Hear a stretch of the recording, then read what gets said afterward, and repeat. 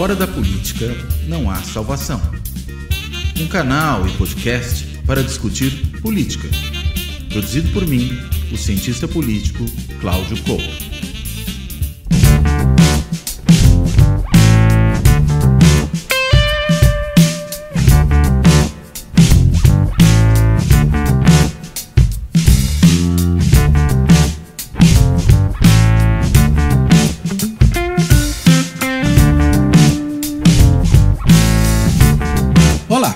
Este Fora da Política Não Há Salvação vai tratar do Supremo Tribunal Federal e da Procuradoria-Geral da República. Talvez olhando mais para o primeiro do que para a segunda, mas tentando, de qualquer modo, falar dos dois. E há uma série de motivos para isso.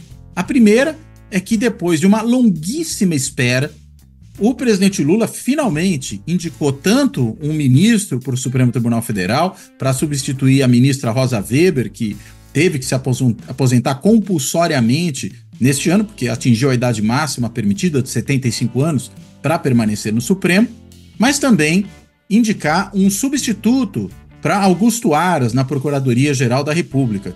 Desde que Augusto Aras também teve o seu mandato concluído, a gente teve uma procuradora interina, né, que foi ali cobrindo as funções de Augusto Aras, mas que tudo indicava não seria mantida por Lula no cargo, não seria indicada por ele para permanecer no cargo, estava só ali, digamos, quebrando o galho durante esse período, e havia ali também uma série de nomes que estavam sendo cogitados para sua substituição. Finalmente saiu o nome Paulo Gonet para a Procuradoria-Geral da República, ele que contava com um amplo apoio em setores da classe política, alguém que há muito tempo é procurador, esteve morando em Brasília durante bastante tempo, embora seja originário do Rio de Janeiro, já foi sócio do ministro Gilmar Mendes, ali no IDP, aquele instituto de ensino, né, que o ministro Gilmar Mendes mantém e que atua aí numa série de áreas e vem crescendo, diga-se de passagem, nos últimos tempos, né, e é um procurador de carreira, já estava na última etapa, né, no último estágio possível da carreira de procurador.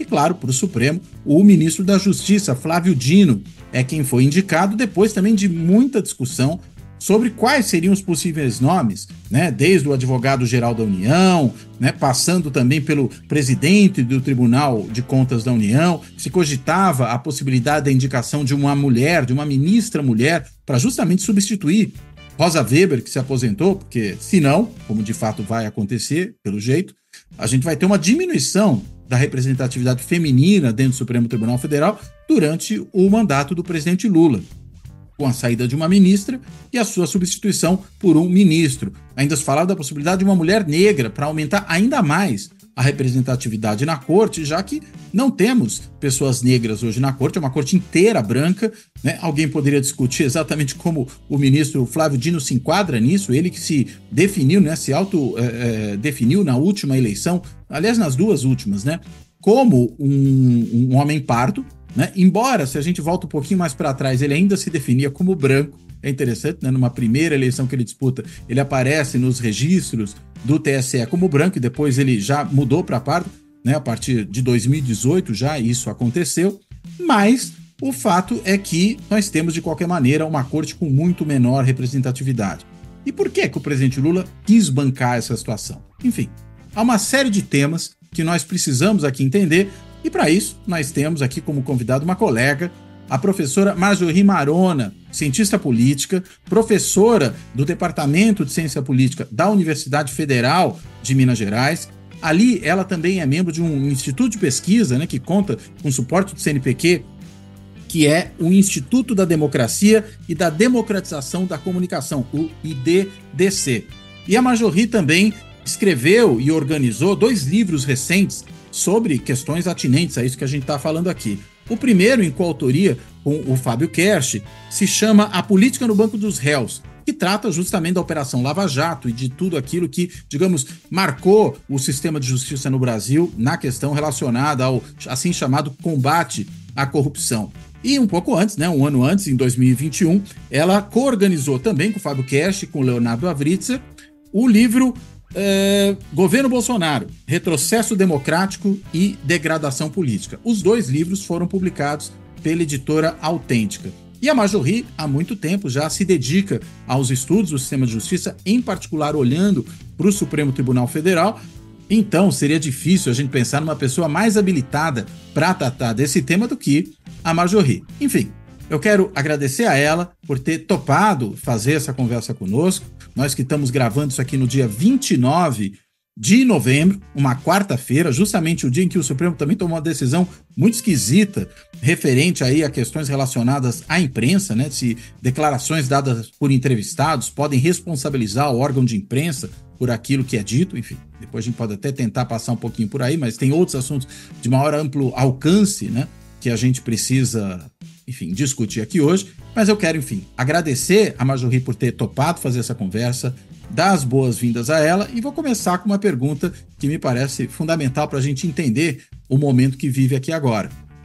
Marjorie, por que, afinal de contas, o presidente Lula demorou tanto a tomar essa decisão? Né? E a tomou só agora e logo depois daquela semana em que houve todo o imbróglio no Senado Federal, na relação entre Senado e Supremo, envolvendo aquela PEC lá que queria acabar com decisões monocráticas, né, queria regulamentar os pedidos de vista, para além daquilo que o próprio regimento do Supremo já tinha, enfim, regulamentado, e aí muita gente está vinculando uma coisa a outra, mas enfim, por que o Lula demorou tanto? Por favor. Oi, Cláudio. Prazer estar aqui com você. Eu é que agradeço o convite para participar de uma discussão aqui no teu programa. Eu sou assídua ouvinte do teu programa, quero cumprimentar também a tua audiência, uma alegria enorme estar aqui conversando um pouco contigo sobre esse conjunto de questões, né? Bom, é verdade, né? Foram quase 2 meses de espera aí até que o presidente Lula, enfim, nomeasse ou indicasse, na verdade ainda, o ministro Flávio Dino para o Supremo Tribunal Federal, na vaga deixada pela ministra Rosa Weber, né? E também, na verdade, no mesmo movimento, né, indicasse, o que também já demorava bastante, o ministro, o subprocurador, né, o Paulo Bonet, para a PGR. Né? A gente tem visto aí, Cláudia, essa demora, ela tem sido analisada, tem aparecido aí na imprensa, né, como tem sido atribuída a essa demora uma estratégia do Lula, né, uma tentativa aí que o presidente estaria fazendo de analisar melhor o contexto político, deixar os nomes especulados expostos aí a um bombardeio, usual bombardeio, né, de denúncia, de insinuação, de pressão e etc. Né? Eu acho que é interessante a gente começar pensando, Cláudio, que na prática, né, ainda que essa demora ela seja de fato superior à média do próprio presidente Lula, quando comparados aos processos de indicações, inclusive dos 2 primeiros mandatos, né, ela ainda não foi uma demora que chegou a causar grandes transtornos ao desempenho do STF. Né? O STF tem aí mecanismos para absorver razoavelmente os custos desses processos políticos de indicação. Né? O que eu acho é que, de um modo geral, a conjuntura política tem estado mais exigente. Né? Você mencionou aí algumas das razões pelas quais a gente pode afirmar isso. Né? O Lula tinha que indicar um novo ministro para o STF, e também a gente pode considerar que recaía também alguma pressão sobre a indicação para a PGR, né, comprimido entre imperativos de governabilidade e as reivindicações por representatividade, diversidade no sistema de justiça de um modo geral e no Supremo Tribunal Federal em particular. Né? E é interessante porque são imperativos que mobilizam grupos muito diferentes. Né? Os imperativos de governabilidade, eles, em geral, mobilizam a elite política. Né? E aquelas demandas por diversidade na justiça acabam mobilizando os movimentos sociais, que constituem majoritariamente a base social de apoio do presidente. Né? Então, o Lula tinha que se equilibrar entre esses 2 blocos, digamos assim, entre esses 2 grupos. Né? E como se não bastasse isso, a gente está num contexto, Cláudio, que é um contexto em que não se restabeleceu completamente, digamos assim, aquela dinâmica de relação entre os poderes que foi alterada estruturalmente ao longo do governo Bolsonaro, do modo como eu entendo. Né? Eu acho que Lula está trabalhando por isso, né? Acho que também ele está comprimido aí, ou ele está numa posição difícil, porque tem que induzir uma certa autocontenção do Supremo, um Supremo que foi fundamental para restabelecer a trajetória democrática do país, mas, por outro lado, também foi muito conivente com aquele processo de criminalização da política que embalou a crise política em que a gente ficou aí metido nos últimos anos, né? Então, assim, é um mandato, né, muito particular esse terceiro mandato do Lula, porque ele está enfrentando um momento que é de redefinição mesmo das relações republicanas entre os poderes da República, né? Isso não é uma tarefa fácil, uma tarefa complexa, custosa, né? E tudo isso, eu acho, faz com que a indicação de um ministro do Supremo Tribunal Federal se torne mais difícil, né? Olha só, se você compara, por exemplo, com outros ex-presidentes da República, né? A Dilma foi quem mais demorou inclusive mais do que o Lula, né, para anunciar os seus indicados para o Supremo.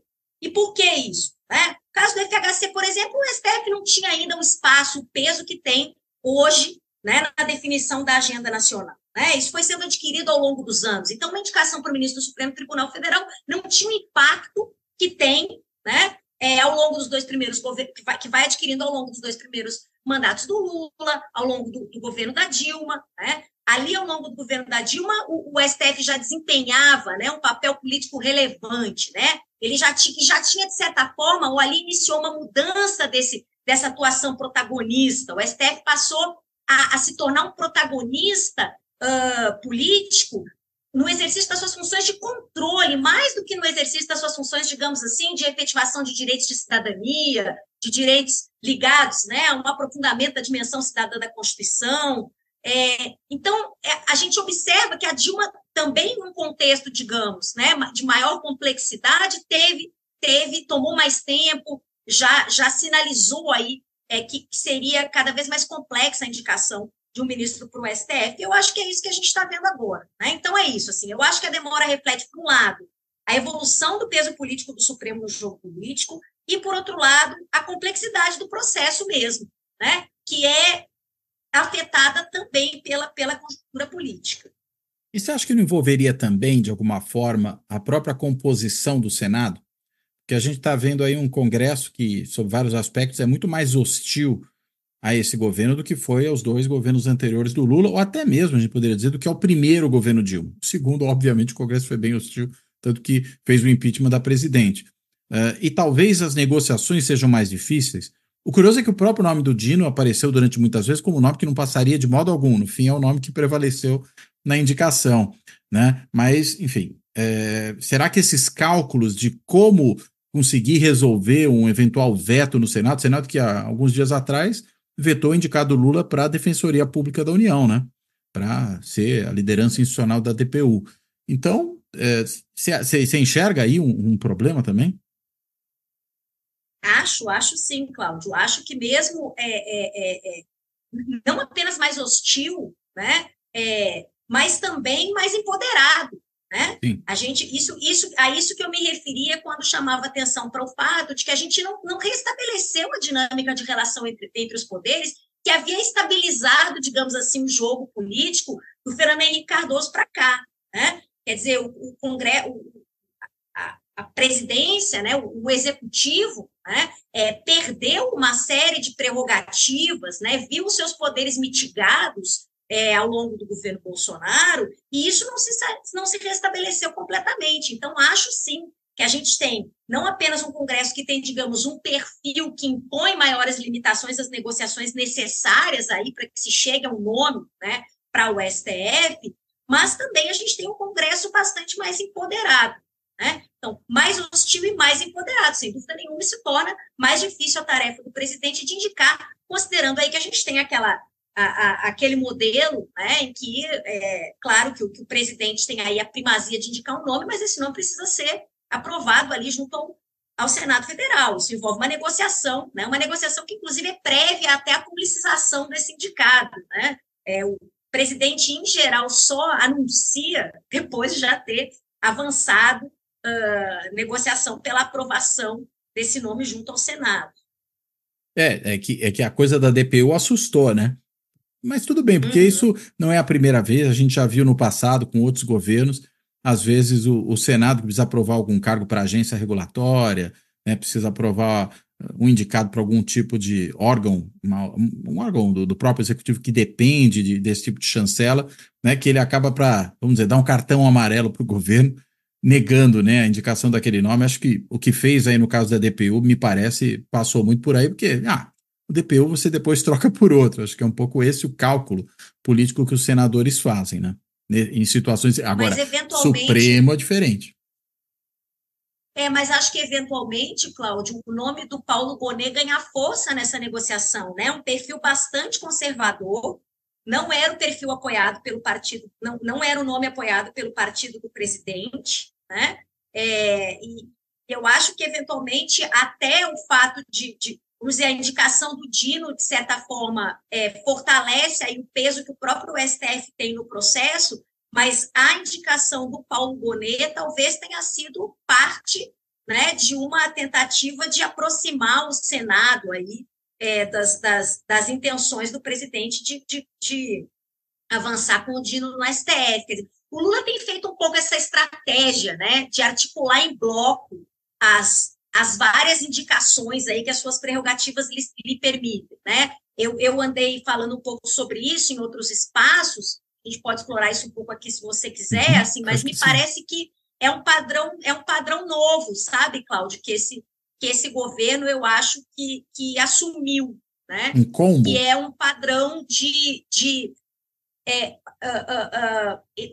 eu acho assim, por um lado, ele tem utilizado essas indicações, pensado, digamos assim, as indicações não de forma isolada, né? Pensado as indicações em bloco, né? Justamente tentando superar os custos de negociações cruzadas aí que esses processos envolvem, né? Então, a gente tem visto, por exemplo, que o Lula tenta reduzir os custos com a sua base social de apoio quando precisa indicar, em função de imperativos de governabilidade, homens brancos, né? Ou quando entende que precisa, né? Indicar homens brancos para esses cargos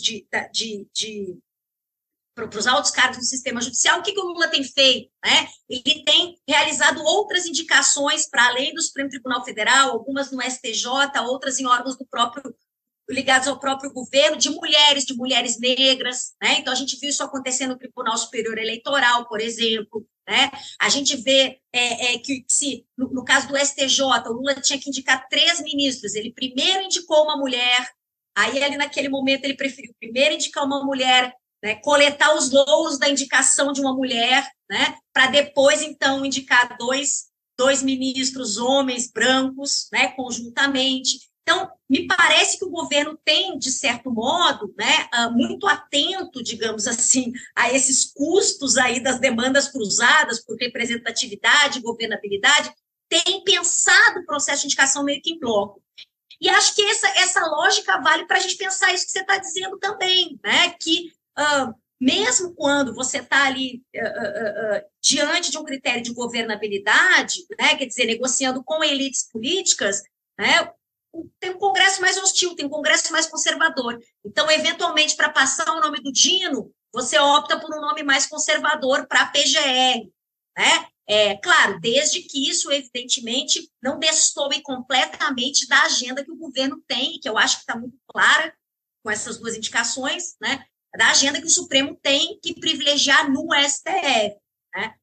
Mas eu acho, sim, acho que o Lula tem construído uma estratégia de pensar em bloco o processo de indicação e acho que faz isso para reduzir os custos dessas demandas cruzadas aí, relacionadas a esse processo. A minha dúvida só é se isso reduz mesmo, né? Porque eu me recordo, no caso de indicações das 2, uma foi para o STJ, né? A indicação de uma mulher, além da ministra indicada para o TSE, né? Que é uma ministra substituta, né? É bom lembrar disso, não é nem a titular, no caso do TSE, no caso do STF, sim, né? Uma advogada, mas que muito se comentou na época, o Lula está indicando mulher agora aqui, porque ele não vai indicar lá na frente, e aí está querendo, vamos dizer, achar um prêmio de compensação, né? Enfim, também ninguém se deixa eu exatamente enganar por isso, né? Eu acho que tem limites para essa estratégia. Claro. Né, assim, sem dúvida, né? Tem o tanto de custo que você pode engolir, né? Assim, sem dúvida nenhuma, tem limites para isso. Mas eu acho que essa tem sido, sim, a estratégia de governo. E aí, porque tem uma questão que me parece Assim, eu acho que isso, Cláudio, não mitiga o fato de que, diferentemente do que o Lula fez nos mandatos anteriores, né, em que ele privilegiou o critério de diversidade, de representatividade, né, é bom que se diga, para as indicações do Supremo Tribunal Federal e outras, né, que as suas prerrogativas lhe conferiam, ele agora claramente tem privilegiado, né, uma dimensão de governabilidade, né? Isso é muito interessante, Cláudio, por duas razões, assim.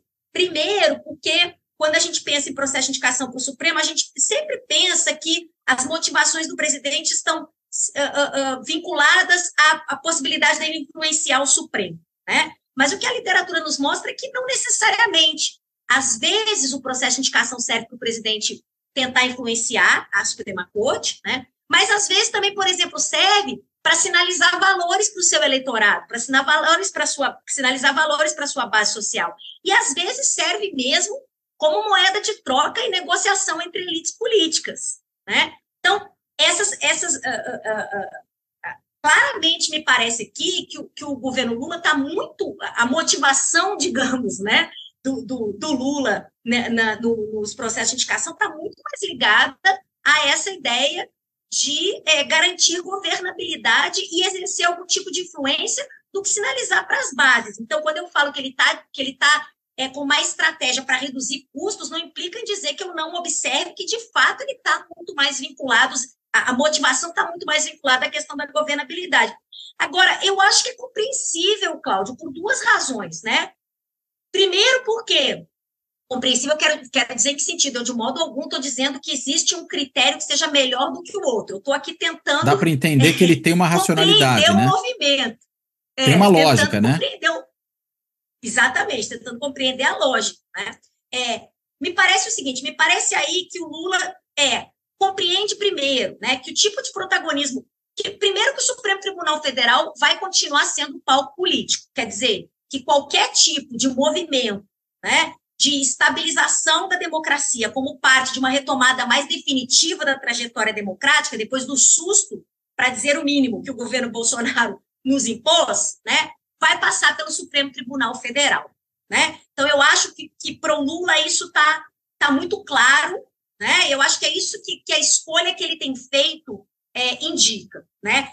E aí não só uma escolha por governabilidade, mas por influência de uma certa agenda. A gente depois pode falar um pouco sobre isso aí, pensando Flávio Dino e Gonê, né?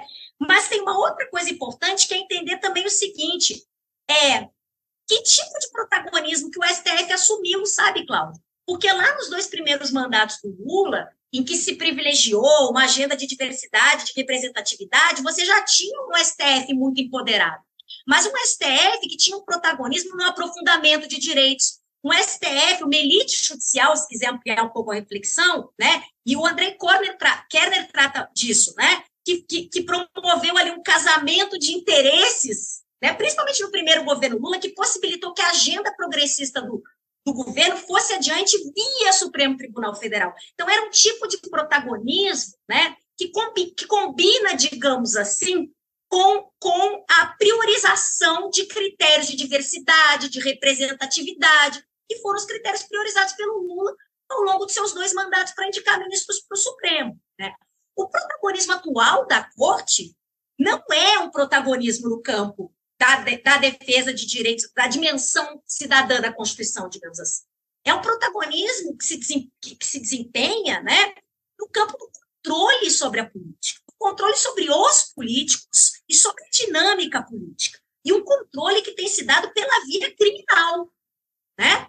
Então, me parece que o Lula entende bem isso, né? Entendendo bem isso, ele está preocupado, digamos assim, com indicações que possam responder a uma certa influência que o governo pode ter sobre o Supremo, considerando que é esse tipo de protagonismo que o Supremo vai continuar desempenhando nos próximos anos. Então, essa é a minha, digamos, reflexão a respeito dessa transição que o Lula faz entre priorizar critérios de diversidade e representatividade e para priorizar, como a gente tem visto aqui, né, critérios mais ligados à governabilidade e uma certa influência sobre uma atuação protagonista do STF vinculada à lógica de controle. Agora, tem custo. É isso que a gente falava, né? Então, porque a base social do Lula vai reclamar dele com toda a razão, né? Vai reclamar dele uma atuação mais incisiva em face da desigualdade de gênero, da desigualdade racial no sistema de justiça, né? Que é uma bandeira que ajudou a elegê-lo, né? O Lula subiu a rampa lá, abraçado às minorias, né? E aí ele precisa de uma estratégia que possa permitir a ele, por um lado, ser mais pragmático, digamos assim, né? Naquilo que ele espera do Supremo, e, por outro lado, dar resposta a essa base social de apoio.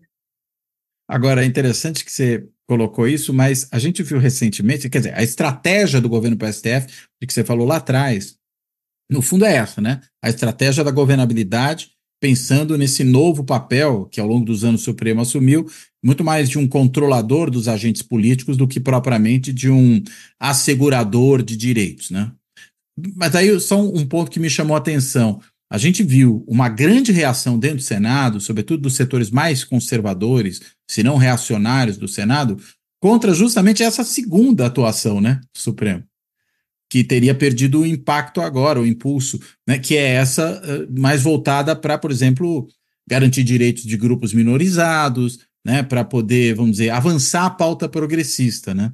Então é gozado, né, porque o Supremo, de um lado, apanha da direita e da extrema-direita, porque ainda não abandonou de todo isso, mas, de outro lado, ele preocupa a esquerda, e acho que outros setores da classe política, porque ele pode, muitas vezes, se mostrar excessivamente agressivo nessa sua atuação de controle dos políticos, levando até mesmo à criminalização de ações políticas corriqueiras, sendo um Supremo que a gente sabe age politicamente com muita frequência e com muita intensidade. É isso mesmo. Essa é a minha última coluna na Carta Capital. Da última edição foi exatamente sobre isso. Um Supremo que, na verdade, está premido entre um executivo, né, que busca aí, na verdade, articular do modo que pode as influências sobre ele, né, e, por outro lado, né, por um Congresso que se mostra muito mais reativo, digamos assim, àquelas decisões da Corte que o desagradam, né? E aí é interessante, Cláudio, quando a gente pensa que aí eu acho que entra um pouco uma reflexão sobre a figura do Paulo Gonet, né? Eu acho que é um bom ponto o perfil do Gonet para a gente pensar um pouco essa questão digamos, dessa dupla dimensão do protagonismo, né? E como que a rearticulação disso, na verdade, acaba levando a uma rearticulação das próprias escolhas, né? Das próprias estratégias de escolha para esses altos cargos, né? Porque o Gonet, em primeiro lugar, ele é apadrinhado do Gilmar Mendes, né? A gente sabe disso. Ele se aproximou do Alexandre de Moraes, aí, que atuou no Tribunal Superior Eleitoral, enquanto o Alexandre de Moraes estava na presidência, né? E a gente sabe da importância da atuação do TSE nas últimas eleições para garantir, né, a rigidez do pleito, né, e normalizar o processo eleitoral que teve risco, né? E é um cara profundamente conservador, né? Que também eu acho que é um outro dado que salta aos olhos aqui, né?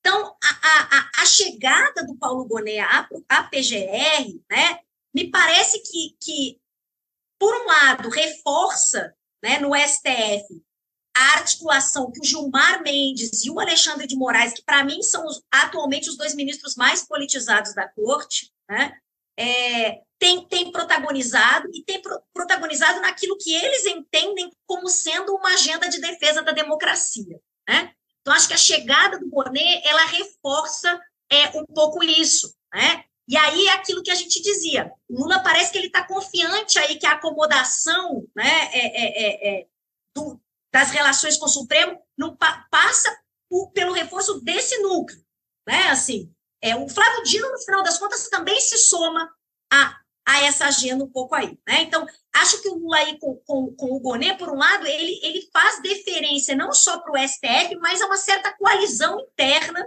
né, do STF. que não está vinculada a essa agenda dos costumes, né? Que não está vinculada a essa pauta de direitos, né? De minorias, digamos assim. E ele faz isso colhendo aí os custos com o partido, né? Porque o PT queria o Antônio Carlos Bigonha, né? Para além do Bigonha, tinha também o Aurélio Rios, né? Que é um candidato que tinha experiência, inclusive, junto à Procuradoria Federal dos Direitos do Cidadão, né? Aquele braço do Ministério Público que atua aí na promoção de direitos humanos, em temas de acesso à saúde, educação, por exemplo, né?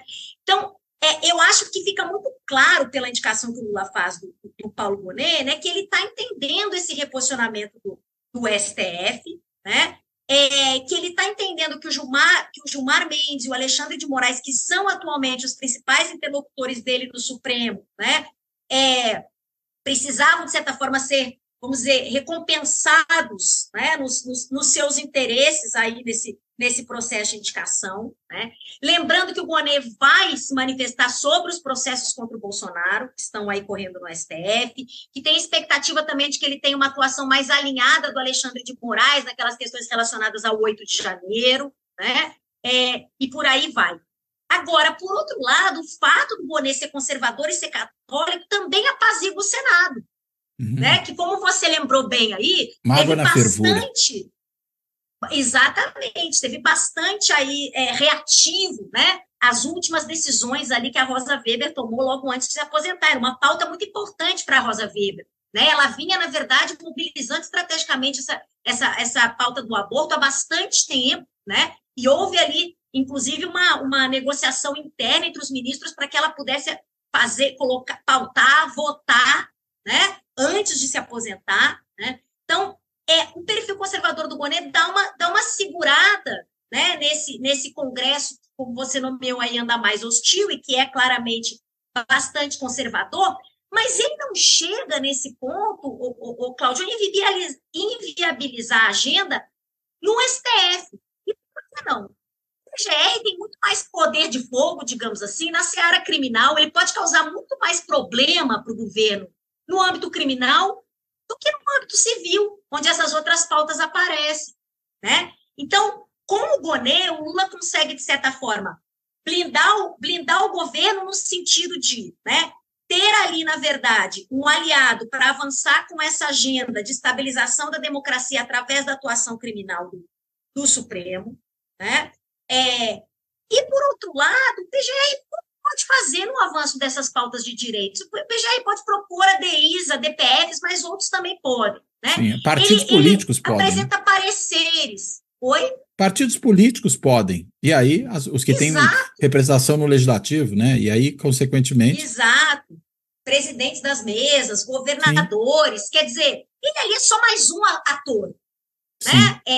Ele vai, mas pelo menos ele não vai fazer marola nessa seara, né? Como? Ele não vai fazer marola nessa seara. Então, se isso podia oriçar os bolsonaristas, a extrema-direita, dali não vem essa marola, né? É isso. Quer dizer, o Gonet acalma os ânimos do Congresso contra do Senado, pelo menos contra o STF, né? Ao mesmo tempo que ele não vai ser, de fato, um ator tão relevante assim para que a pauta progressista, essa pauta dos costumes, deixe de avançar no Supremo. Tem muitos outros atores ali. Os ministros são muito mais relevantes, são, de fato, né, quem tem muitos mecanismos para controlar o processo decisório, são, no final das contas, quem toma a decisão, né? Então, eu acho que é interessante essa figura do Gonet, né, para a gente pensar um pouco essa dupla dimensão aí do protagonismo do Supremo e como que isso também é parte ou complexifica essa relação entre os três poderes, aí, como isso deságua no processo de indicação. E é interessante, você chamou a atenção para um dado, né? Quer dizer, o Supremo opera internamente com coalizões, né? Tem as suas patotas, né? Que vão ali se coadunar em determinadas agendas ou em determinadas estratégias em certos momentos, né? E aí você precisa levar isso em consideração. Não é muito diferente nesse sentido de você olhar qual é a composição do Congresso, né? Você tem que olhar qual é a composição do Supremo, e aí alguns ministros são, digamos, muito mais vocais e muito mais ativos nessa frente política do que outros, né? Você falou do Alexandre de Moraes, falou do Gilmar Mendes. Acho que o Barroso é mais vocal do que propriamente articulador, não sei até onde eu consigo perceber como são os outros dois, né? Não sei se ele tem tanta efetividade nessa ação como tem outros dois. Agora, o Flávio Dino, que chega e que é um macaco velho da política, além de ter treino judicial, né, porque foi juiz durante 12 anos, certamente vai operar dentro dessa mesma lógica, né? Desses que são, digamos, os líderes de certas bancadas dentro do Supremo, né? É interessante, a indicação do Dino tem nesse sentido de ser comparada à escolha do Nelson Jobim lá atrás, né? Justamente nesse sentido que você falou, né? Ambos possuem aí conhecimento jurídico elogiado pelos colegas, né? Não há dúvidas a respeito do notório saber, né?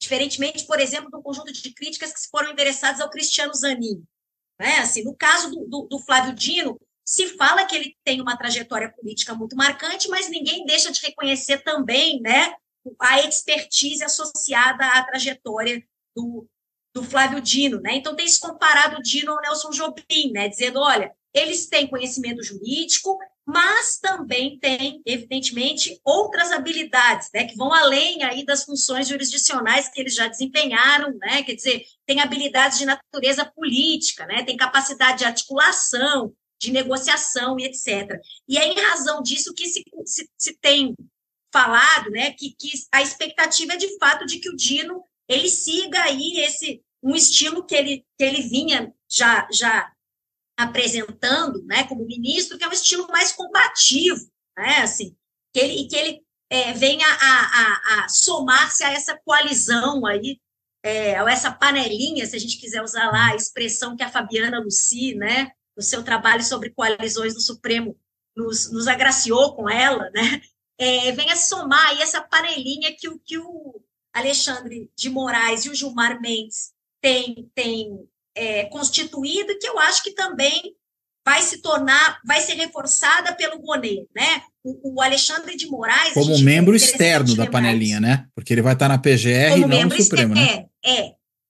Mas olha que interessante, Cláudio, isso é uma coisa que eu acho que a gente precisa pensar um pouco mais também. Em que medida que o Fábio Keres tem tentado desenvolver os trabalhos sobre isso, né? Em que medida que esse PGR não é um 12º ministro, né? Em que sentido? No sentido de que ele está ali presente, né? Ele tem assento, ele transita nos corredores, nos gabinetes, né? É um sujeito que, de fato, tem muito acesso à interlocução interna no Supremo, né?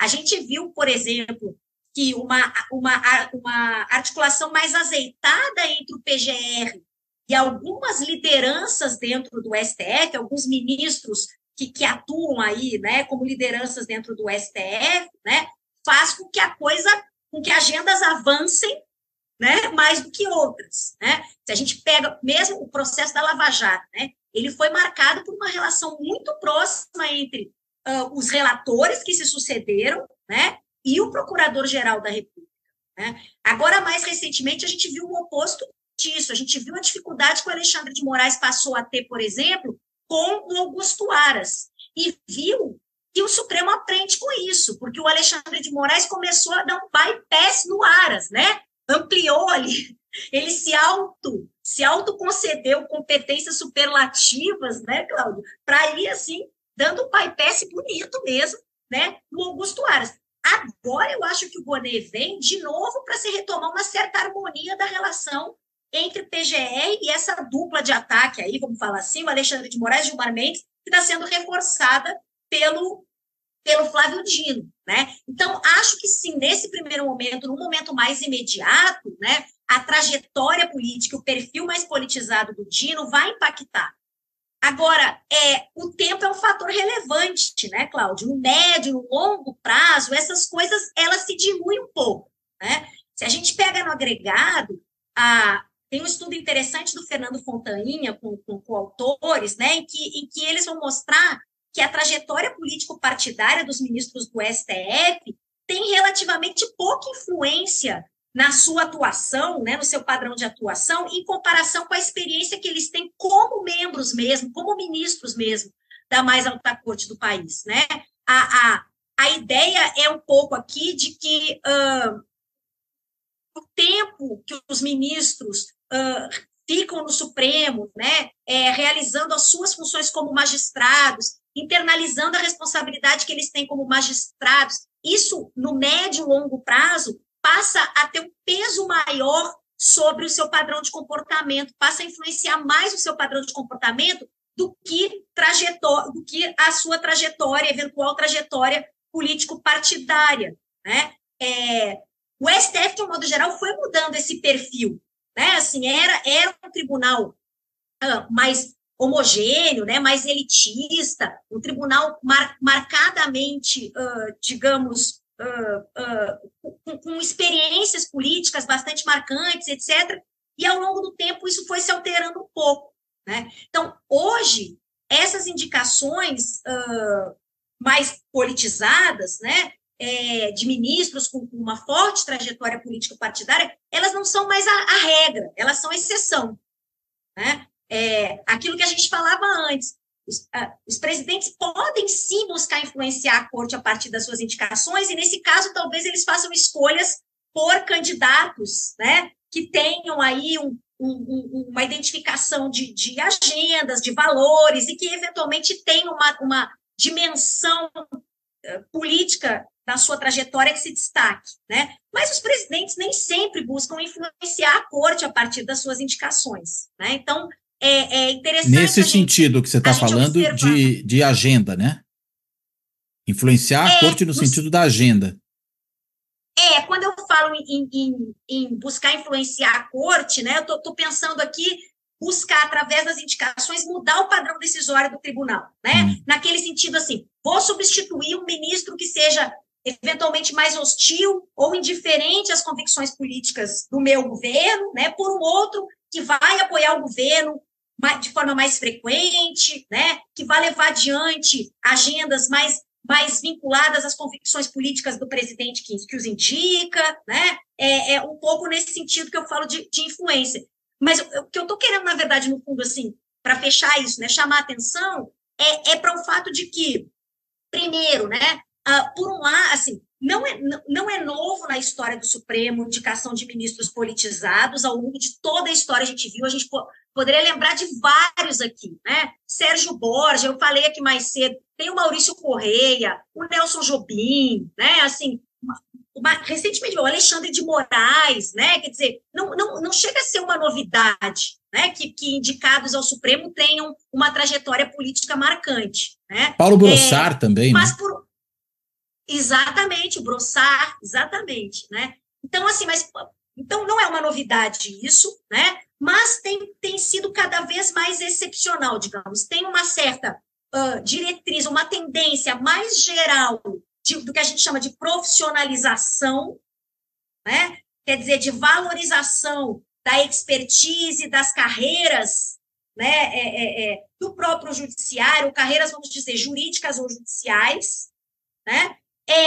De modo que essas indicações que são mais politizadas, elas costumam ser, hoje, a exceção, e costumam estar aí, e aí eu estou arriscando um pouco, eu não tenho esse dado exatamente, mas eu acho, né, acho que a gente tem bons indicadores de que esse tipo de indicação costuma justamente estar vinculada àquela intenção do presidente de influenciar a corte a partir das suas indicações, né? Naquele sentido que a gente falou, de tentar mudar o padrão decisório do tribunal para aproximá-lo das agendas de governo, das convicções políticas do presidente, etc.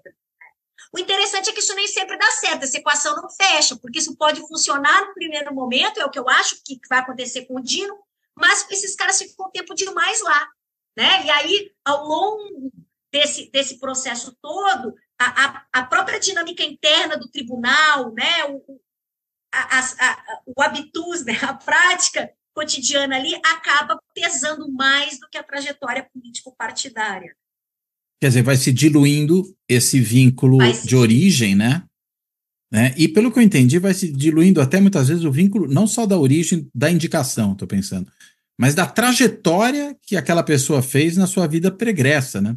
Quer dizer, você não teria muito path dependency, né? Quer dizer, ela não carregaria necessariamente para dentro do Supremo tudo aquilo que ela foi antes. Embora a gente veja, às vezes, alguns padrões, estou pensando, daquele tipo, ministros que são oriundos do Ministério Público tendem a ser, muitas vezes, mais duros em questões de natureza criminal, ministros oriundos da advocacia, nem tanto.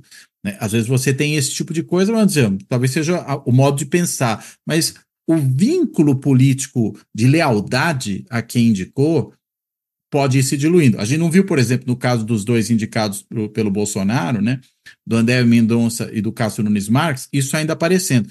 Mas a gente também pode imaginar, será que eles também não fazem o cálculo de e se o Bolsonaro volta? Ou se esses caras voltam? Eu quero estar numa relação com eles, né? Mas tu sabe que, voltando àquela conversa das panelinhas e das coalizões, né? De novo, a Fabiana Lucia aponta isso, que a formação dessas panelinhas, né, que na verdade são essas coalizões mais ou menos temporárias aí entre os ministros, elas extrapolam essa lógica de agrupamento a partir da coincidência de quem indicou. Né? Acho que o Matheus Araújo tem um trabalho interessante também mostrando isso. Você nos seus exemplos, chamou atenção para isso. Né? A gente pode pensar que muitas vezes as coalizões elas se estabilizam muito mais em função da origem, aí pensando o mesmo tipo de carreira, né? Procuradores com procuradores, ex-procuradores com ex-procuradores, claro. Ministros que são juízes de carreira com juízes de carreira, né? Quer dizer, elas se estabilizam muito mais em torno, digamos assim, da origem, da trajetória, do que propriamente de quem foi que indicou, né? Isso atravessado por agenda, isso atravessado por uma série de outras coisas. Então, isso reforça aquela nossa ideia. Esse vínculo, ainda quando o presidente busca, através da indicação, influenciar a agenda da corte, isso tende a se diluir no tempo. Mesmo a conformação das coalizões internas não respondem necessariamente, né, a essa lógica de agrupamento em torno, né, de uma coincidência aí de quem indicou esses ministros. Né?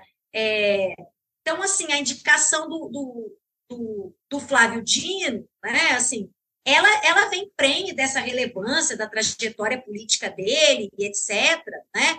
Mas não parece que isso possa mitigar a independência da corte, né? Que muitas vezes é uma questão que se coloca, né? Me parece que ela tem, que são níveis de análise diferentes aí. Se no primeiro momento se está se reforçando uma determinada coalizão, porque eu acho que é isso que está acontecendo aqui, a tendência é que isso vá se diluir ao longo do tempo. Agora, uma coisa interessante, né, dentro dessa lógica, né, de que há essa diluição com o passar do tempo, ainda por cima, gente que tem mandatos longuíssimos, né? O presidente do Senado, né, o Rodrigo Pacheco, voltou a mencionar, justamente no dia de hoje ou de ontem, que ele pretende, né, lembrando que a gente está gravando isso aqui na quarta-feira, dia 29 de novembro, ele voltou a dizer que irá pautar para o ano que vem uma proposta de mandatos de tempo limitado para os ministros do Supremo, que, aliás, uma delas, pelo menos, né, imagino que haja outras ali no Congresso, em tramitação, elas podem ser todas apensadas e tudo mais, era do então deputado Flávio Dino, né, criando ali mandatos de 11 anos, enfim, o tempo a gente pode até discutir, que não é, inclusive, algo estranho, né, existe em várias democracias. Mas será que, nesse sentido, mandatos mais restritos no tempo, eles não podem eventualmente reduzir esse efeito de diluição no tempo da lealdade de quem indicou? Primeiro porque, de alguma forma, aquele ministro pode voltar à planície mais cedo, né? E aí, o que ele vai fazer amanhã? Né? Antes dos 75 anos, por exemplo.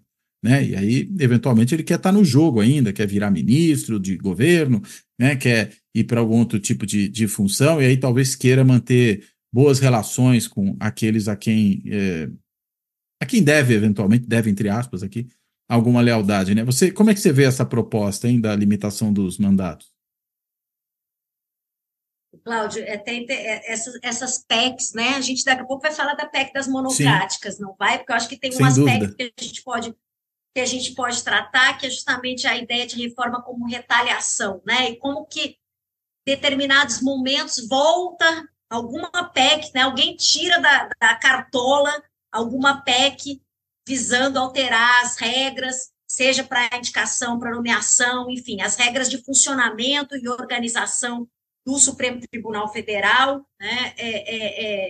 sempre sob, evidentemente, sobre a justificativa de que se busca um aprimoramento institucional, mas em contextos que nos levam muitas vezes a duvidar dessas motivações, né, tão republicanas dos congressistas, né? Por outro lado, a gente sabe que existe, sim, possibilidade de aperfeiçoamento institucional, a gente trabalha com essa agenda, muitas dessas propostas, elas reforçam, como é o caso das monocráticas, até alguns consensos na nossa área, né? Então, acho que vale a pena a gente conversar um pouco sobre isso, mas eu quero te responder antes a questão dos mandatos. Bom, eu acho que a primeira coisa importante da gente pensar em relação aos mandatos, Cláudio, assim, é que a gente tem um dado de que a média de tempo que os ministros ficam não é muito diferente do que as propostas de mandato costumam indicar, ou pelo menos até um tempo atrás não era. Teve a PEC da Bengala, isso talvez tenha mudado um pouquinho, tá? Então eu não vou cravar isso não, né? Mas até pouco tempo atrás, alguns estudos apontavam para isso. Se fala em mandatos de 12, 15 anos, né? Isso acabava sendo um pouco a média, né? Então, o estabelecimento de mandatos, ele ia pegar, vamos dizer, os outliers, né? Aqueles, assim, que são figuras que, de fato, né, fogem à regra e ficam durante muito tempo no Supremo Tribunal Federal, né? Porque entraram muito jovens. Isso é uma exceção, né? O próprio a dinâmica política que envolve o processo de nomeação tende a minimizar essas possibilidades. Em geral, um indicado não é tão jovem assim, são exceções, né? E cada vez mais são exceções. Como eu tenho te dito aqui, assim, eu tenho defendido que o processo está cada vez mais complexo, ele está cada vez mais custoso, né? E nesse sentido, ele é cada vez mais elitizado também. A gente está falando, né, de uma briga aí no topo de uma elite judicial envolvendo uma elite política. Então, é gente que está no mercado há muito tempo, é gente que está aí há muito tempo circulando por esses espaços. Então, o próprio processo tende um pouco a inibir uma entrada muito prematura para o Supremo Tribunal Federal, né? O que os mandatos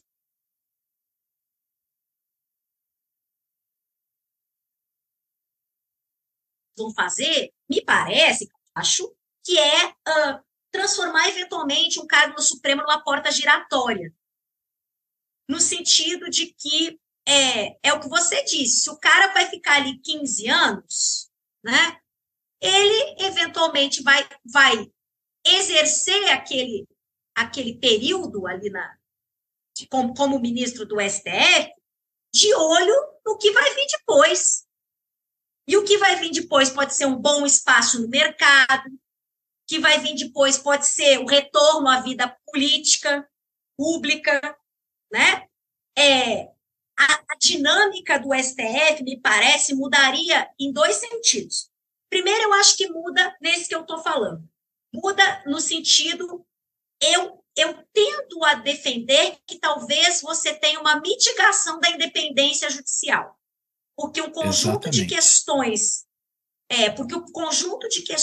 que passam a fazer parte do repertório de motivações dos ministros para atuar se amplia ao levar em conta a possibilidade de uma vida após o Supremo. O Supremo não é mais o fim da carreira.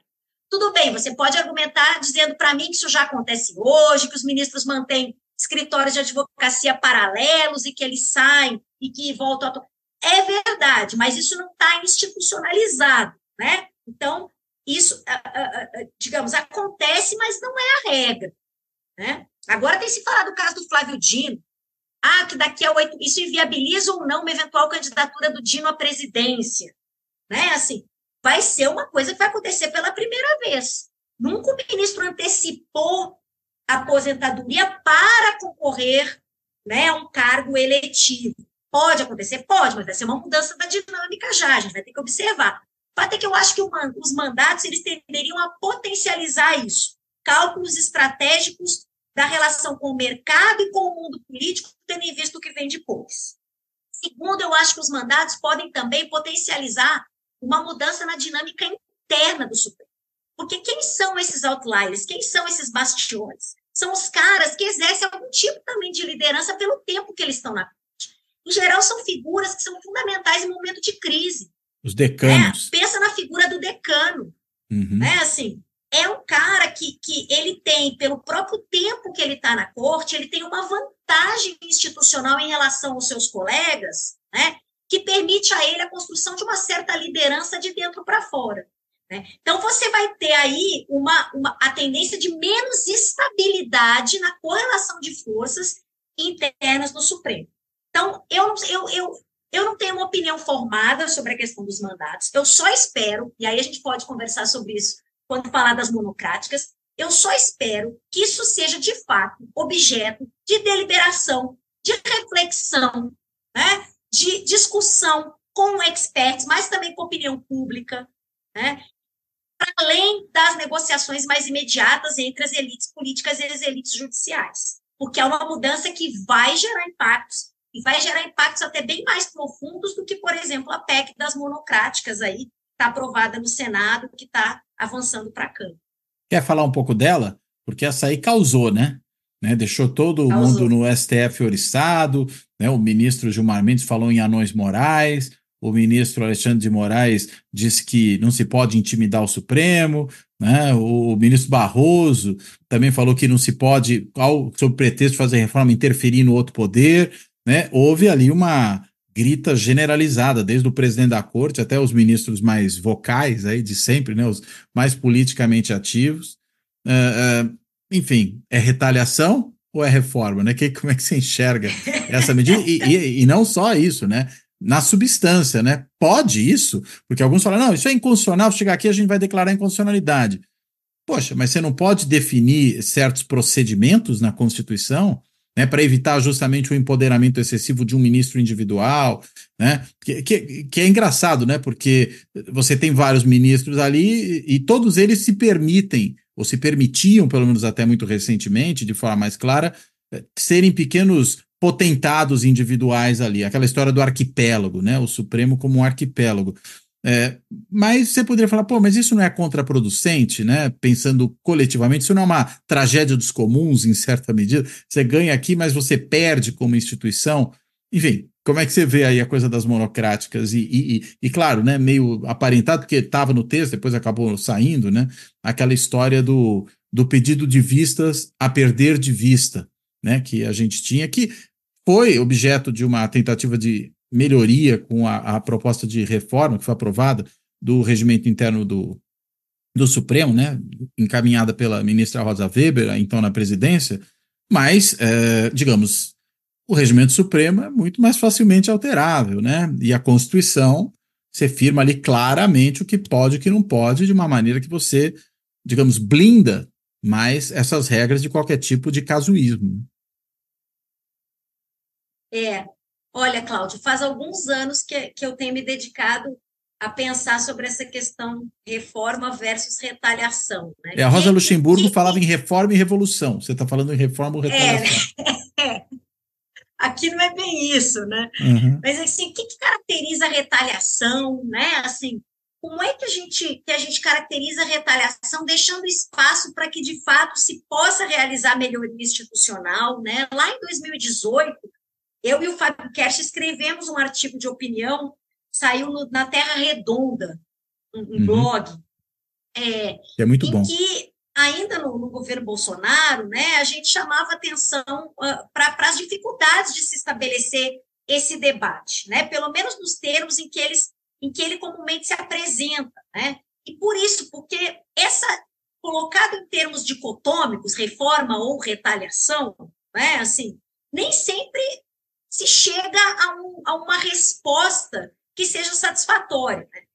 É difícil a gente caracterizar retaliação sem levar em conta o contexto, né? A conjuntura política. Uma mesma medida pode ser considerada, de fato, uma proposta de melhoria institucional, mas, dado o contexto, ela é mobilizada para retalhar o outro poder. Né?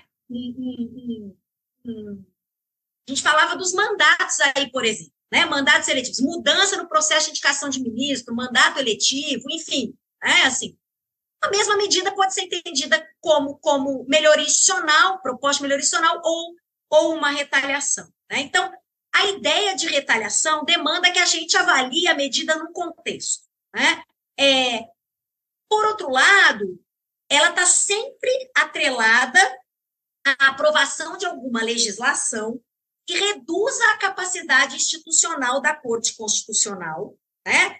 E aí pode ser aí alterando a composição da Corte, limitando a competência ou a jurisdição da Corte, modificando, como é o caso, procedimentos internos, né? Ou revertendo decisões particulares, mas o fato é que a legislação ela está atrelada a uma redução da capacidade institucional da Corte Constitucional ou da sua independência, né?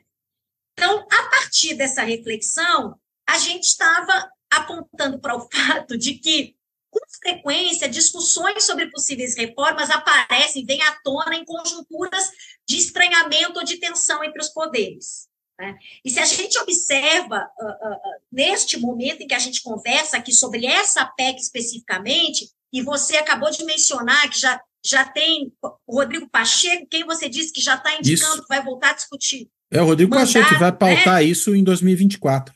É o que ele disse. Que vai pautar isso em 2024 e etc., né? Nesse momento em que a gente discute essas duas questões, tem no Congresso em tramitação propostas sobre mandato, propostas sobre processo de indicação, sobre todas essas questões. Está lá, né? O Congresso tem um histórico de PECs para mudar a composição do STF, né? E os congressistas costumam, de fato, ativar essas propostas ao sabor da conjuntura política, né?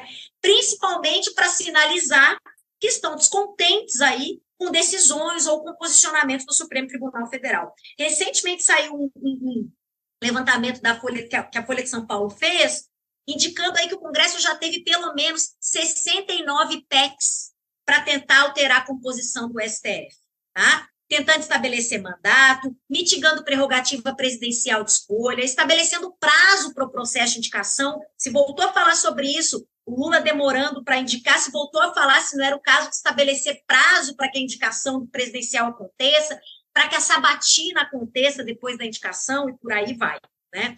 E essa mesma reportagem da Folha mostrava que, isso é interessante, né? Que você chamou atenção também quando lembrou que o Flávio Dino é um autor de uma dessas PECs, né? Exato. Os autores dessas propostas, eles estão distribuídos aí nos mais diferentes espectros ideológicos, né? E o volume das PECs e o escopo das propostas também tem um padrão de variação interessante, porque, por um lado, acompanha o protagonismo judicial, quer dizer, quanto mais atuante o Supremo Tribunal Federal foi se tornando na vida política, mais relevante como ator político, maior o número de PECs que começaram a se apresentar para buscar alterar aí esses aspectos de organização do Supremo, né? Mas, por outro lado, também essa variação no padrão também acompanha, é sensível a momentos de crise ou de tensão institucional, né? Então, olha só, Cláudio, diante desse histórico, como é que faço euzinha aqui, que como muitos colegas, né, defendem que eventuais propostas de reforma do sistema de justiça são, sim, bem-vindas, por um lado, mas que é positivo, né, que elas não se transmudem, não se transformem em meros mecanismos de retaliação ao Supremo Tribunal Federal, né? Bom, diante desse dilema, assim, vou até confessar que eu andei pensando tanto nisso para conversar aqui contigo, que tem a estrutura de um artigo que deve sair no próximo ano, pensando nessa coisa. Porque diante disso, eu fiquei assim, tentando pensar em critérios que nos ajudassem, Cláudio, a separar o joio do trigo, né, que nos ajudassem a complexificar um pouco essa relação retaliação-reforma, levando em conta conjuntura, mas também, como eu falei, conteúdo, né, dando espaço aí sim para propostas que aprimoram. Eu fiquei pensando, olha, acho que a gente pode olhar para 3 coisas: timing, procedimento e conteúdo, né? Eu não vou, óbvio, né, assim, não tem uma resposta final, mas, assim, eu acho que, pelo menos 2 desses critérios, essa PEC agora das monocráticas, né, ela tem ela tem características que aproximam de movimento de retaliação. Isso não é bom. Quando a gente pensa o timing, por exemplo, né, a gente vê que, primeiro, né, essa é uma PEC que ela vem na esteira de outras propostas que foram reaquecidas recentemente em razão dos posicionamentos do STF, que acabaram desagradando, né, essa ala mais conservadora do Senado. Né? Quando a gente pensa o procedimento, levando em conta aí, né, que se trata, o procedimento tem que ser qualificado no sentido de garantir deliberação, de garantir diálogo interinstitucional, como qualquer mudança institucional, né, pressupõe. Né? Então, tem que envolver a opinião pública, tem que envolver as elites políticas de forma dialógica. Né? Quando a gente olha para esse aspecto, no caso específico dessa PEC, a gente também não encontra um resultado muito positivo. Né? Basta lembrar aqui que o procedimento foi acelerado em razão da conjuntura, né, que se estabeleceu. Os líderes pediram o que foi aprovado prontamente pelo presidente do Senado, né, que se alterasse, que se estabelecesse um calendário especial para essa PEC, resumindo a tramitação da matéria, permitindo a deliberação em 2 turnos no mesmo dia, tudo isso para que se pudesse aprovar a PEC antes do recesso. Né? Então, eu nem vou entrar em detalhes aqui, essa é uma PEC de 2021, Cláudio, ela resgata um texto de uma PEC de 19, que já tinha tomado pau no plenário. Ela, de 2021 a 2023, ela teve uma tramitação lentíssima, e a partir de outubro desse ano ela voou. Tá? Em 2 meses ela passou pela PEC, pela CCJ. Na CCJ ela foi aprovada em menos de 1 minuto. Né? Depois ela enfrentou algumas sessões de deliberação no Senado ao longo do mês de outubro e início de novembro, até que, né, premidos pelo recesso, pelo final de ano, os líderes acabaram por pedindo um regime especial de tramitação para aprovar ela antes do final do ano. Né? Então, eu acho que tudo isso conta de forma desfavorável a essa PEC. Tá? Ela foi um tiro de advertência, parece, né? Se não foi a retaliação, exatamente, não necessariamente ela passa, foi um tiro de advertência, né?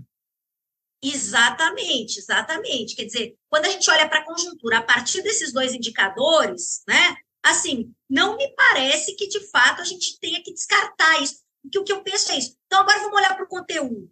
Né? Eu posso até concordar com o conteúdo, né? Mas o conteúdo não pode ser analisado de forma completamente desprendida do contexto em que essa coisa avançou. Essa que é a minha proposta aqui para tentar trabalhar com essas 3 dimensões. Na verdade, são 2 dimensões, né? Uma dimensão de procedimento e uma outra dimensão de conteúdo, né? Mas que nos dão essa ideia da conjuntura versus aí as questões de conteúdo. Né? Acho que quando a gente olha para essa PEC especificamente, levando em conta o conteúdo dela, tem 2 discussões que podem ser feitas também. Primeiro, se ela é constitucional ou não, até porque isso implica na possibilidade mais ou menos óbvia do Supremo vir depois a declarar que a PEC é inconstitucional. Isso é algo que pode acontecer, né, no caso do Brasil, né, que é o Supremo declarar inconstitucional uma emenda constitucional. Aliás, no caso da PEC da Bengala, foi exatamente isso que o Supremo fez, né? Fez sem alarde nenhum, mas fez, se aliou ao Congresso, porque naquele momento tratava-se de reduzir as possibilidades da Dilma de indicar novos ministros para a corte. Então, o Supremo, na verdade, não estabeleceu nenhum óbice àquela emenda, né, que alterava a composição, que incidia sobre a composição futura da corte, né? Mas havia ali, Cláudio, naquela PEC da Bengala, uma determinação de que o ministro... Lembra? Aquela PEC estendeu de 70 para 75 Sim. anos a compulsória, né? Sim. Com isso, alguns ministros que iriam sair abrindo vaga para Dilma indicar, tinham a possibilidade de permanecer. O Congresso, o STF não gritou em relação a isso, embora fosse uma PEC que dasse regras relativas com o impacto da sua posição, né? Não gritou em relação a isso. Parece que os ministros gostaram, né, dessa. Exatamente. Os favorecia, né? Permaneciam lá, né? Pois é. Mas existia ali um dispositivo que determinava que aqueles que fossem permanecer depois dos 70 anos tinham que ser submetidos a uma nova sabatina. Isso foi aprovado. E o STF declarou inconstitucional.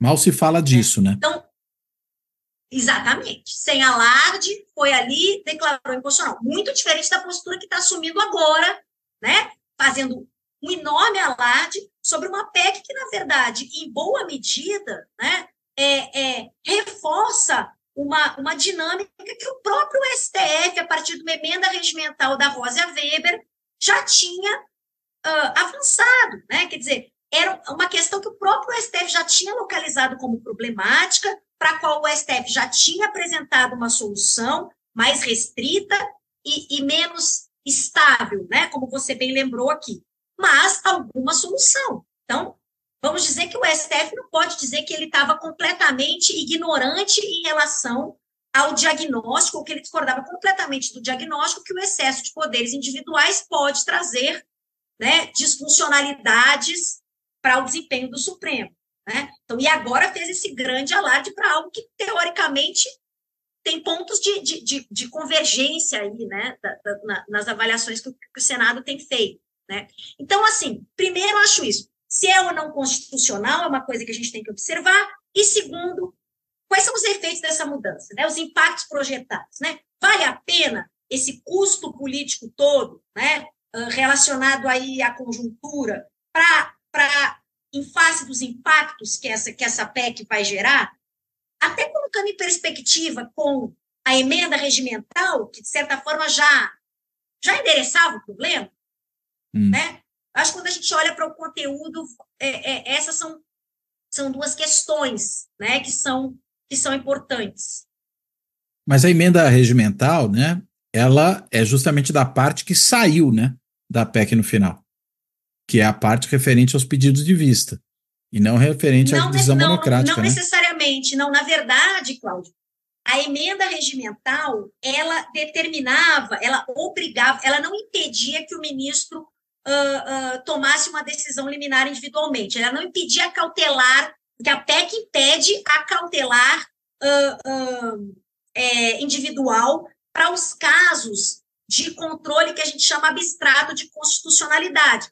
Nas ADIs, nas ADPFs, né, aquelas ações diretas de inconstitucionalidade, as arguições de descumprimento de preceito fundamental, quando você está avaliando a constitucionalidade de uma lei em abstrato, não tem caso concreto ali, está avaliando em abstrato a constitucionalidade de uma lei ou de um ato do executivo, um ato normativo do executivo.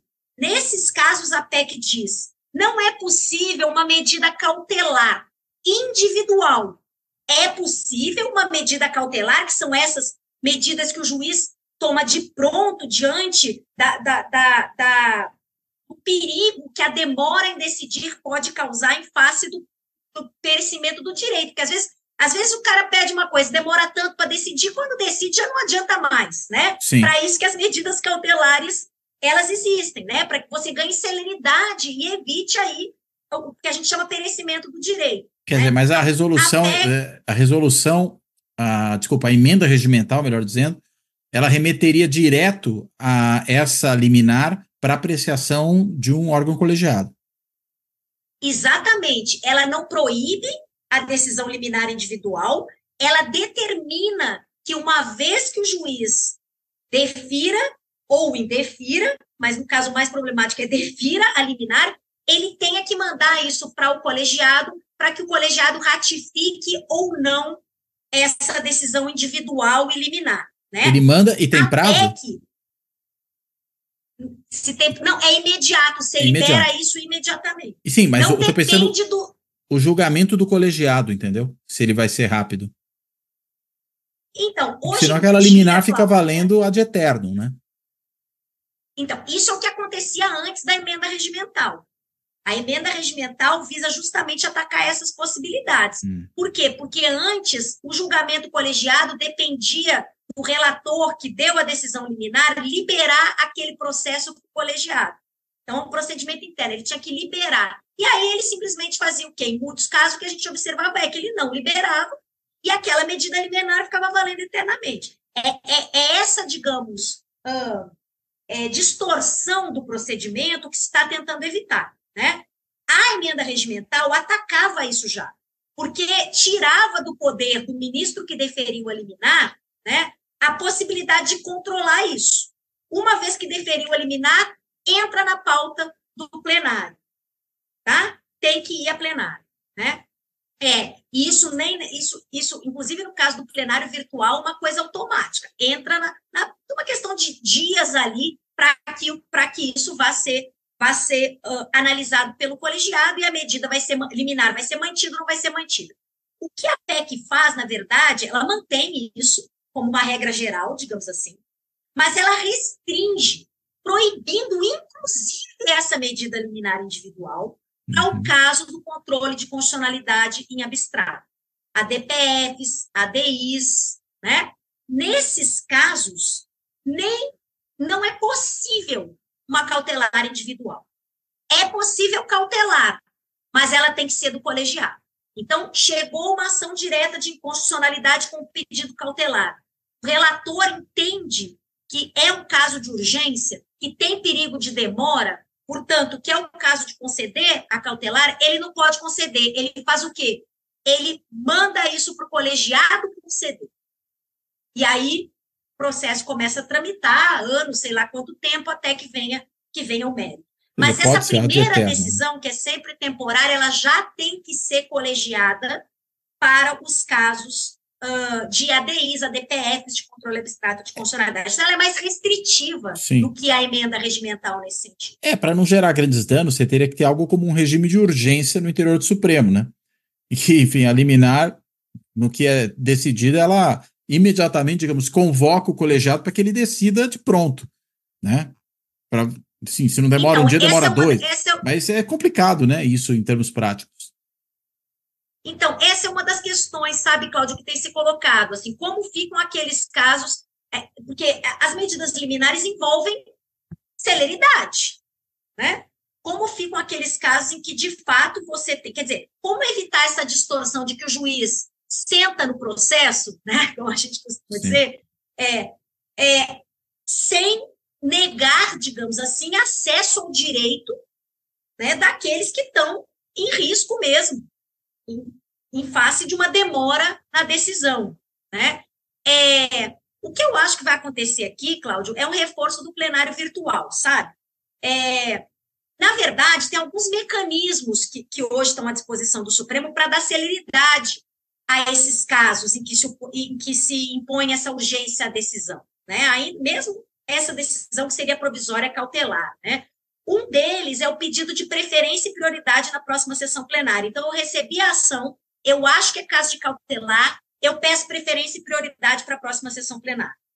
O outro é questão de ordem na pauta apresentada pelo presidente. Tem uma sessão plenária, quer dizer, o presidente apresenta a pauta, eu, questão de ordem, vou incluir, porque acho que é o caso de cautelar. O terceiro é uma requisição de sessão extraordinária. Não dá para esperar, eu posso requerer sessão extraordinária. Sim. E o quarto é o uso do plenário virtual. Por que eu acho que, no fundo, vai ser essa quarta alternativa, que vai ser a alternativa que vai se reforçar? Porque ela é a única que não depende de mais ninguém. Para pedir preferência e prioridade em sessão plenária, você pode pedir, mas os outros têm que aceitar. Você pode achar que é caso de decidir sobre cautelar e os outros não. Se tem caso de decidir sobre cautelar, não tem preferência, não tem prioridade, não. Você depende de articular com os outros. Para questão de ordem, é a mesma coisa. Você vai ter que articular com os outros. Requisição de sessão extraordinária passa pelo presidente. No mínimo, você tem que convencer o presidente que tem que fazer uma sessão, tem que chamar uma sessão extraordinária, porque é ele que pode chamar. O plenário virtual é, na verdade, um ambiente, né, que dá ao ministro individualmente, ao relator, né, mecanismos que não demandam negociação de tipo nenhum para imprimir celeridade ali ao processo, né? Então, justamente porque esse é o caso que não demanda postura com os outros ministros, nem mesmo com o presidente da corte, né, é que eu acho que tem uma tendência aí de que os ministros venham a avaliar se há ou não necessidade de medida cautelar, agora nesse novo formato, né, se ele vier de fato a prevalecer com essa PEC, colegiadamente, eu acho que a tendência é essa, os ministros vão levar para o plenário, né, assim, isso reduz os custos de negociação com os outros, isso garante que eles possam atuar de forma mais séria. E aí vem uma questão importante, que é a de qual vai ser a qualidade decisória disso. Tem muito trabalho falando dos problemas dessa ampliação do plenário virtual, que é uma tendência no Supremo Tribunal Federal.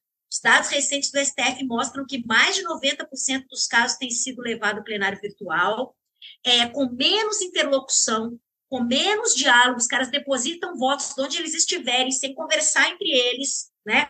O que, curiosamente, Cláudio, pode ser uma dinâmica muito mais monocrática e agregativa de preferências individuais do que a própria liminar, porque nenhum juiz dá cautelar liminar e deixa de pautar sem ter negociado com os outros.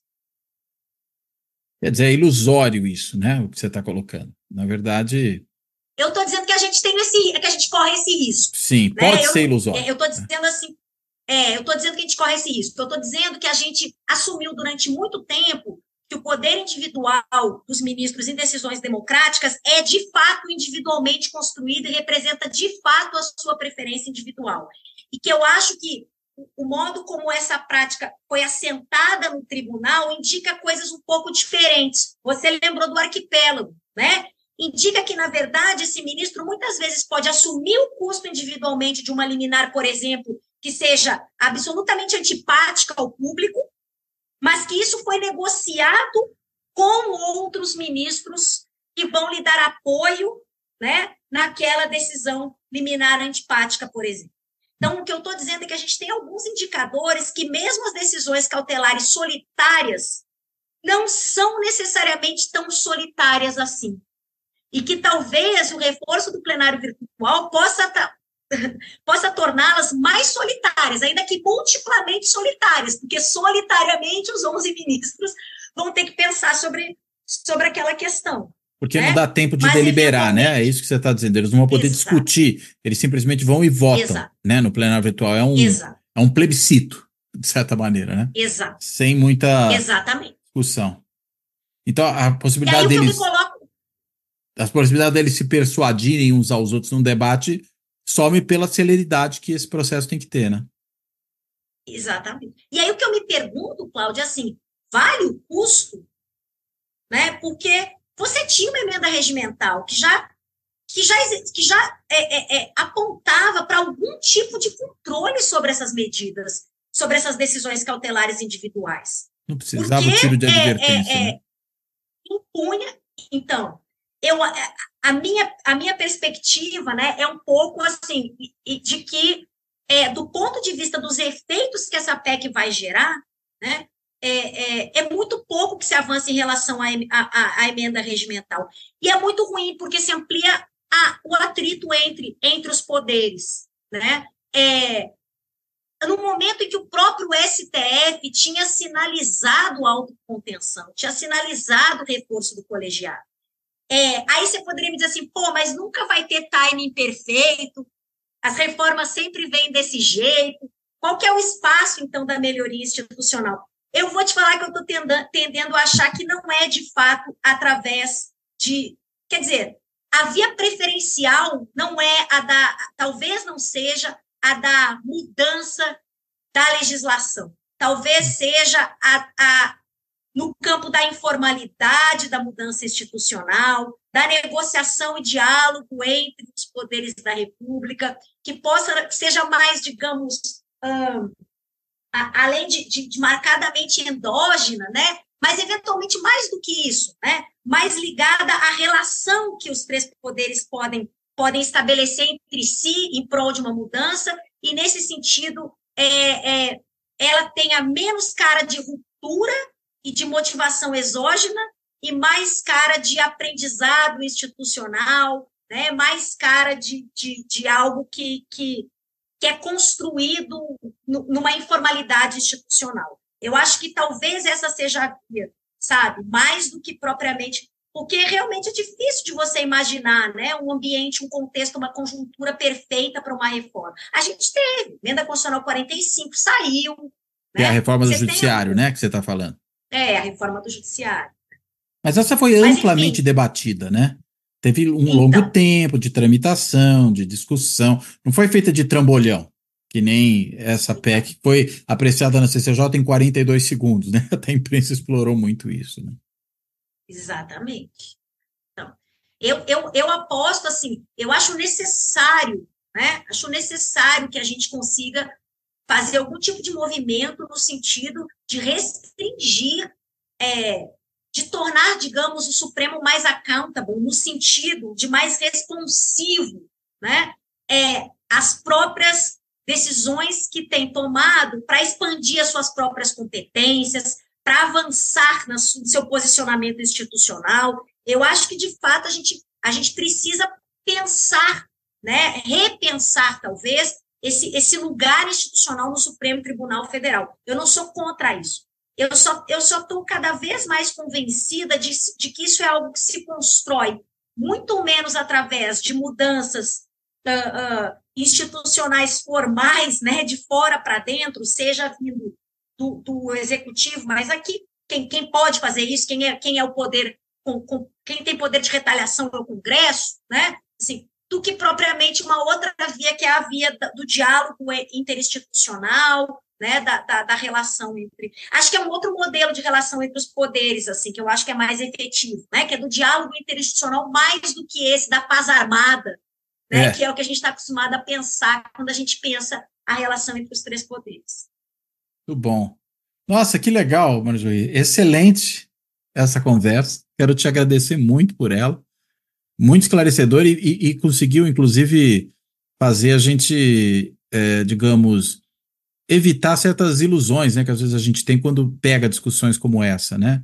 De soluções que parecem perfeitas, quando você olha no papel, depois você começa a ponderar no contexto, né, ou enfim, e quais são as saídas, né, quer dizer, a saída não é necessariamente uma nova PEC, né, a saída é muito mais o diálogo interinstitucional continuado, né, e é realmente essa questão do timing é muito maluca, né, porque, poxa, justamente depois que o Supremo tomou medidas para se autoconter, do tipo, gente, sei que exagerei nos últimos tempos, vou me autoconter, aí você dá o tiro de advertência, pô, então o que tivesse dado lá atrás, né, aí você entenderia. Exato. Mas dá agora, né? O que mostra que, na realidade, você tem uma outra motivação que não é exatamente essa, né? Que parece ser a de conteúdo de certas decisões que o Supremo, enfim, pode vir a tomar, ou já tomou no período recente, aí de substância mesmo, como essa questão do aborto, que foi pautada pela ministra Rosa Weber, a questão do marco temporal, que a gente sabe que foi outra, né? Exato. Que incomodou muito certos setores, sobretudo ligados ao mundo rural, né, aos ruralistas dentro da Câmara e do Senado, enfim. Acho que os motivos são outros, não são institucionais propriamente, né? São motivos de interesses imediatos contrariados por, não à toa alguns ministros falaram isso, decisões difíceis ou desagradáveis para certos setores que o Supremo acaba tendo que tomar, né? E que é o papel dele, né? Nesse sentido. Exato. Nisso ele não está errado. Eu não me surpreenderia nada. Não me surpreenderia nada, Cláudio, se isso voltasse a ficar parado na Câmara agora e permanecesse parado, que o episódio já passou, né? No sentido de que, olha, deu-se a advertência, se criou um precedente, isso eu acho bastante perigoso, né? Se criaria um precedente e que agora essa mesma PEC nem venha a ser aprovada. O Senado já tratou de rearticular ali, a gente falou aqui, né, de como isso vem associado a essas últimas indicações do presidente Lula para algumas posições-chave, né? Então, como que essas coisas eventualmente se fechem nesse episódio, né? Que na verdade denota, né, uma coisa que a gente conversou aqui mais cedo, que é o fato de que nós não restabelecemos a estabilidade da relação entre os poderes que vinha marcando o presidencialismo de coalizão brasileiro aí como principal mecanismo, né, de estabilização do regime democrático. Então, eu acho que pode ser mais um episódio nessa tentativa de recolocar em bons termos a relação entre os poderes aí, né? Atrapalhada enfim, com elementos bastante dúbios, né? Até porque o próprio presidencialismo de coalizão anda fazendo água, né, nos períodos recentes. Mas isso é conversa para outro dia. Não vamos entrar nesse negócio agora. Mas, Henri, muito obrigado. Eu quero te devolver a palavra agora, porque se ainda sobrou algum ponto que você acha que era importante a gente ter falado e acabou não tratando, você possa trazer e para fazer aí as suas amarrações finais, por favor. Não, já falei até demais, né, Cláudio? Eu gosto de uma conversa. E aí, quando a interlocução é boa desse jeito, a gente vai embora, né? Então, eu só queria mesmo agradecer. É um prazer enorme estar aqui. E quer dizer que, de fato, me pôs para pensar, assim. Muito bom. Essas oportunidades de interlocução são sempre muito boas. Eu acho que elas são sempre melhores para mim do que para os outros. Eu espero que tenha sido pelo menos um pouquinho bom para a tua audiência também. Para mim foi também. Dá muita ideia. Muito bem. Bem, quero então finalizar aqui agradecendo a Marjorie uma vez mais e, claro, como faço sempre nesse encerramento, quero agradecer a todas e a todos que têm acompanhado o Fora da Política Não Há Salvação, seja por intermédio do canal do YouTube, seja no podcast, que está disponível em mais de 20 plataformas de áudio, lembrando sempre que no Spotify, inclusive, ele vai com vídeo, então quem quiser, às vezes, no meio da escuta, dar uma olhadinha, dá para dar uma olhadinha também. E quero, claro, agradecer a todos e a todos que têm apoiado o projeto do canal com algum tipo de contribuição, seja na forma ali de uma contribuição pontual, no coraçãozinho do YouTube, do Valeu Demais, que é ali uma coisa momentânea, seja fazendo uma contribuição continuada, se tornando membro do canal por intermédio do Clube dos Canais do YouTube, que aí pede que você se inscreva no Clube dos Canais. Analogamente a isso, fazendo uma assinatura simbólica no site de financiamento coletivo benfeitoria.com, aí basta ir no endereço benfeitoria.com/apoio Fora da Política Não Há Salvação, tudo junto, sem acento, sem cedilha, evidentemente, ou ainda, né, para quem optar por esse e-mail, fazendo um Pix para a chave Pix do canal, que é o e-mail de contato do Fora da Política Não Há Salvação, que é contato@foradapolítica-não-há-salvação.info, repetindo, também para quem quiser escrever, contato@foradapolítica-não-há-salvação.info. Bem, então, dito isso, eu fecho por aqui, agradeço mais uma vez a Marjorie, me despeço dela, agradeço a todo mundo que nos acompanhou e até a próxima.